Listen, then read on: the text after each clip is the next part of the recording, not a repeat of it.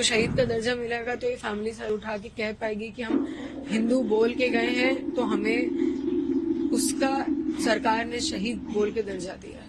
सबसे पहली गोली उन्होंने शुभम को ही मारी थी, पूछ के मारी थी, हिंदू मुसलमान। कानपुर के रहने वाले शुभम द्विवेदी पहलगाम हमले में मारे गए थे।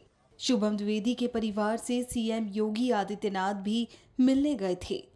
अब पहलगाम हमले में मारे गए शुभम द्विवेदी की पत्नी और परिवार के लोगों ने शुभम द्विवेदी को शहीद का दर्जा देने की मांग की है।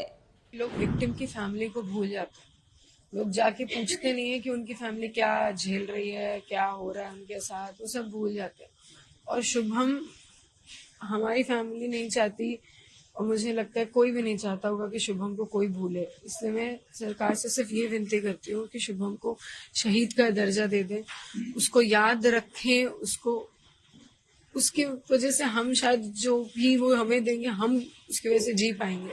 उसको शहीद का दर्जा मिलेगा तो ये फैमिली सर उठा के कह पाएगी कि हम हिंदू बोल के गए हैं तो हमें उसका सरकार ने शहीद बोल के दर्जा दिया है। सबसे पहले आप ही लोगों पर हमला हुआ अटैक हुआ। सबसे पहले वो घुसे ही वहीं से थे और पीछे से आए थे। सबसे पहली गोली उन्होंने शुभम को ही मारी थी, पूछ के मारी थी, हिंदू मुसलमान, मुसलमान हो कलमा पढ़ो। नहीं, हमें नहीं आता, हम हैं हिंदू, हमने बोला हम हिंदू हैं, मार दिया। और वो लोग थे, कोई पुलिस थे, लेकिन जिस तरह से शुभम ने वहां पर उनसे बात की थी तो कुछ लोगों की जान भी बच गई। मैं तो जितना मैंने देखा है मैं यही देख रही हूँ कि जितने लोग, मैं सबके सामने क्या बोलूं, घर वालों के सामने, लेकिन जितने लोग मरे हैं वहां पे उसमें से मात्र शुभम ऐसे हैं जिनका कुछ बचा नहीं था, क्योंकि उसको सोच समझ के बिल्कुल समझ के पास आके उसको मारी थी, क्योंकि वो पहला अटैक था।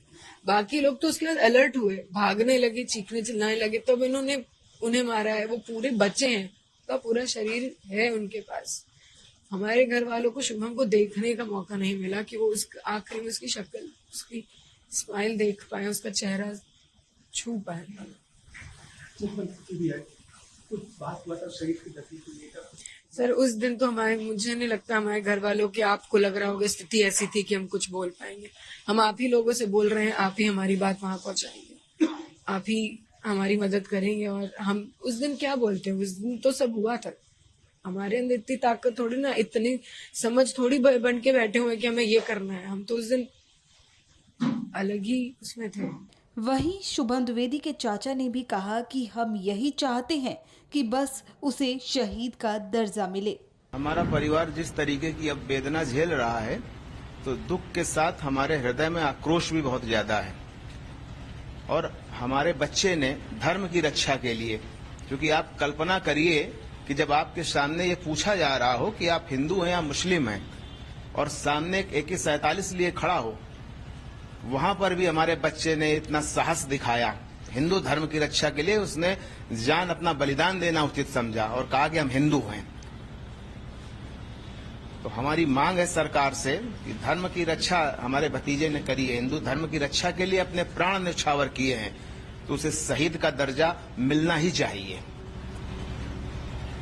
क्या सरकार की तरफ से भी कोई वार्ता या कोई बात नहीं? हम लगातार, हमारी बहू और हम सभी लोग, क्योंकि हमारी बहू की ये बहुत, कहते हैं ना, हृदय से इच्छा है, जैसा उसने अभी बताया, नहीं तो फिर आने वाले समय में कैसे लोग याद रखेंगे। इस तरीके की घटनाएं फिर होती रहेंगी। शुभम के बलिदान को हमेशा याद रखना चाहिए।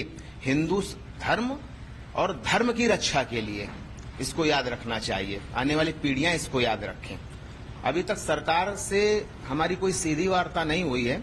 हमने आप लोग मीडिया के माध्यम से अपनी बात माननीय प्रधानमंत्री जी तक, माननीय मुख्यमंत्री जी तक पहुंचाने का प्रयास किया है। आने वाले समय में हम अपनी मांग किसी मुलाकात के माध्यम से, डीएम सर से मुलाकात करने का हम सोच रहे हैं, तो ये बात सरकार तक पहुंचाएंगे।